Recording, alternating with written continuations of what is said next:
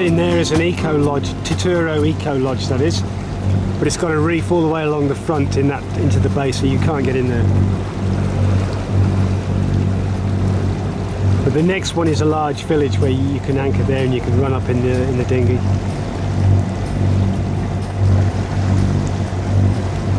Actually, there's markers there, so maybe you can get in there. Might be at high tide. That's the Fair Glory. It's a inter-island ferry. It's just come down from Noro.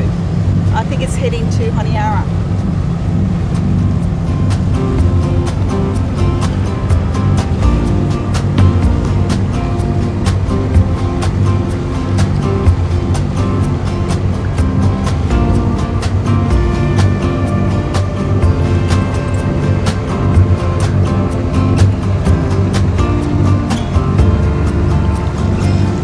Village that the ferry is passing now is called Egale. It might be stopping there actually, might be picking up people. It's quite a big village. I think it's about 3 villages all in one over there.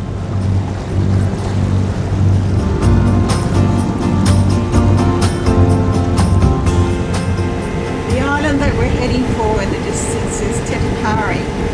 And Tetepare is actually the largest uninhabited island in the South Pacific.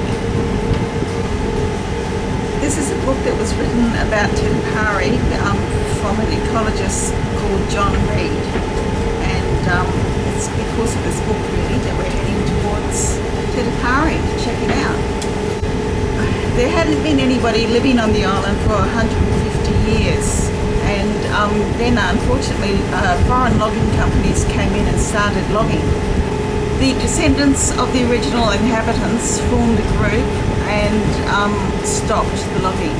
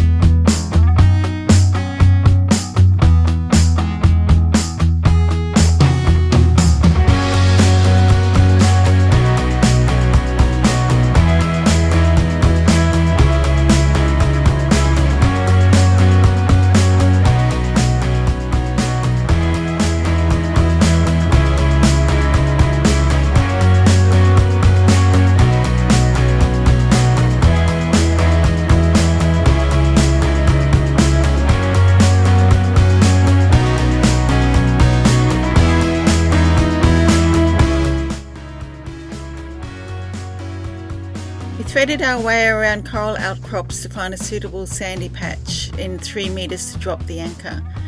Soon after anchoring in the lagoon, we were met by 2 of the rangers. They told us we would have to pay a one-off conservation fee, which we had read about and were happy to pay.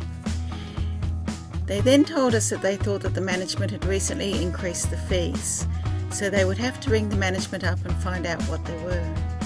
We could wait at the ranger station on the island, and one of the rangers sat down with us and told us a bit about the island history and unique flora and fauna. Sorry? Clement Limai. Clement Limai. Yeah, I'm work here about 3 years. And I work in Ecolodge. I work as a tour guide in Ecolodge. According to the traditional person to descendants, the original tribes of Tetepare, they are unique and not related to any other neighboring islands. Have you got your own language? Here? Yeah. Yeah. Different language to the other islands? Yeah. Tetepare has the different distinct language. Yeah. But it's gone. Yeah. It's gone because it's so long ago. Yeah. They all went to different islands. Yeah. Yeah. And in the 1860s, about 150 to 200 years ago, nobody lived in the island. Yeah. And the island was isolated. All the descendants are scattered out through Western province. Now most of the descendants are just here in Wendover Island. And there are some potential causes why people are scattered out. One is headhunting. Yep. The pressure for headhunting. Yep. And second one is dysentery. Mm. And the third one is sea devil magic. I heard about this. Yeah. Mm. Which is he's the one who protect the people in the island. Yep.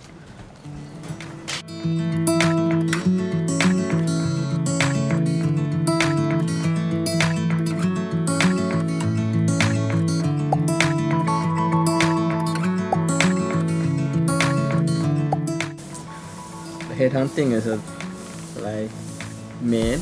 Mm. It's a warfare between men. Mm. Men going out to other islands, and also captivities they bring some captivities from other islands. Mm. Mm. And they are like they keep them as a slave. Mm. Captivities, and like they have to kill them. Mm. You know, like some are like chief's daughters and sons, they marry them, but women they won't kill any woman. Mm. Just the men. Yeah, just the men. And yeah, in some mistakes they kill women. Yeah? Mm. Sometimes the boarders they arrive during the night or during the dawn time. So sometimes in accidents they kill women. But like the warriors, it's it's done with that they don't go under any buildings. Go under any buildings where some families or women are upstairs. Only 2 women was 2 women. yeah, 2 women left behind, and one of the great warrior from Rendover Yeah. come over here and took them over. And one is the mother Yeah. and her daughter. Uh-huh. And the mother was married to Banyata, where I was. Yeah.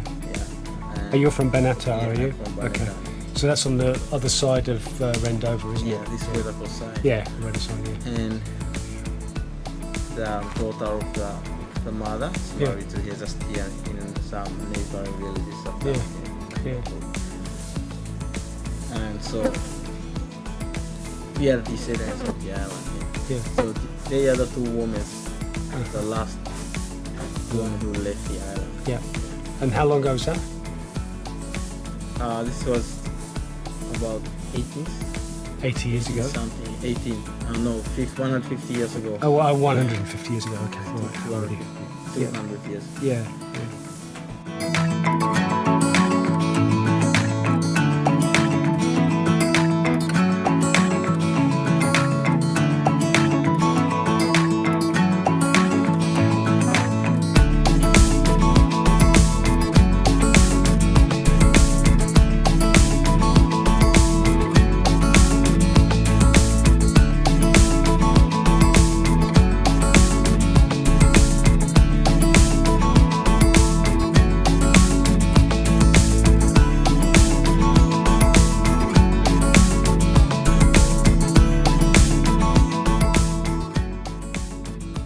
We had waited from 1 p.m. to 5 p.m. for an answer. At 5 p.m. they finally told us there was a separate daily fee for swimming, snorkeling, diving, anchoring and hiking.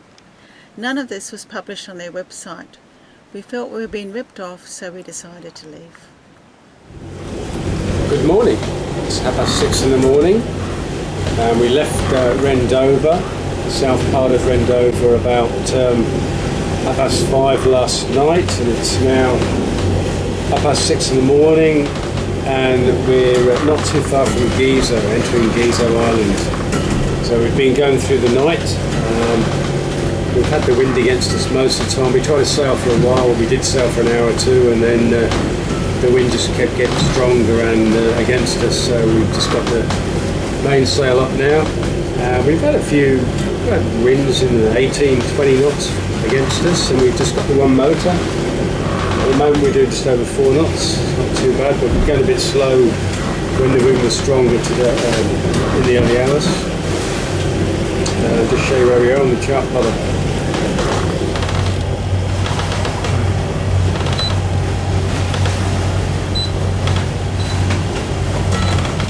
Yeah, so we came from down here, bottom of Rendover. We headed up around the top, and now we're off here, which is Vona Lagoon. Vona Lagoon goes to there. We're going to go up through Ferguson Channel up there. This is Ghizo Island here. And then we'll go through this passage here. And there's a couple of resorts up here. Yeah, that one's called Fat Boys Resort, and that one's called Sandbiz. And we're heading for Sandbiz. We've heard that's quite good. There's some good food there. Maybe hang out there for a couple of days. Got a few jobs to do on this boat as well, as usual. So this is Gizo anyway. So it's Wednesday today. I don't think it's Wednesday today. Yeah.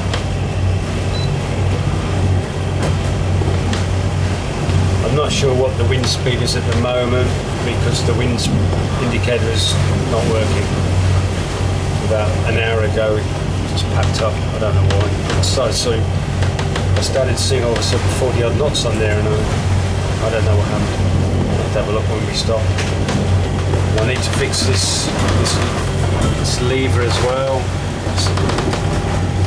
Gets to neutral, get it in engaged, then it just, I think it's just the Morse cabling. I need to have a look at it when we stop. It was no good trying to fix it in the dark last night when we were bobbing around. It's too hard. So I just ran with the one motor all night. So there we are, on the way to Gizo. Spinner dolphins.